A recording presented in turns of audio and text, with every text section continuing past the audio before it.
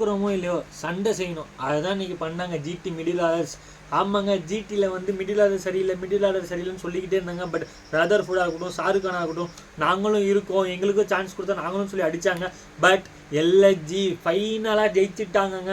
அவங்க பவுலிங் இந்த சீசன் ஃபுல்லாகவே கேள்விக்குறியாக தான் இருந்திருக்கு. மிச்சில் மார்ஸ் ஒரு 100, நிக்கோலஸ் புரான் போன மேட்ச் தப்பாக பண்ணார், ரிஷப் பண்ட் நம்பர் 3 வந்தார், இந்த மேட்ச் அதை பண்ணல. அதனால என்ன ஆச்சு, நிக்கோலஸ் புரான் கொஞ்சம் ஃப்ரீயாக ஆடி மூமெண்ட்டத்தை நல்லா கேரி பண்ணாங்க. போன மேட்ச் ரிஷப் பண்ட் வந்ததுனால 206 அடித்தாங்க. இந்த மேட்ச் நிக்கிபி வந்ததுனால 230 அடித்தாங்க. இந்த டிஃப்ரெண்ட் தாங்க போன மேட்ச் பண்ணார் ரிஷப் பண்ட். இந்த போன மேட்ச் இருந்தால் போன மேட்ச் ஜெயிச்சிருப்பாங்க. பட் ஃபைனலி ஜெயிச்சிட்டாங்க. எல்எஸ்ஜியை பொறுத்தவரை Mitchell Marsh, Aiden Markram, Nicholas Pooran இன்னைக்கு பண்ட்டுக்கு எப்படியோ பேட்டில் பட்டுச்சு, அதனால் தப்பிச்சிடாரு. பட் பவுலிங்கில் ஆள் இல்லையங்க. ஒரு மயங்க் யாதவாக இருக்கட்டும், ஒரு ஆவேஷ் கானாக இருக்கட்டும், அவங்க அந்த மாதிரி ஒரு பெரிய பெரிய பவுலர்ஸ் இல்லாதனால கொஞ்சம் ஸ்ட்ரகிளிங்காக இருக்குது பவுலிங்கு. பட் அவங்க கம்ஃபர்டபுளாக சேஸ் பண்ணாமல் தடுத்துட்டாங்க.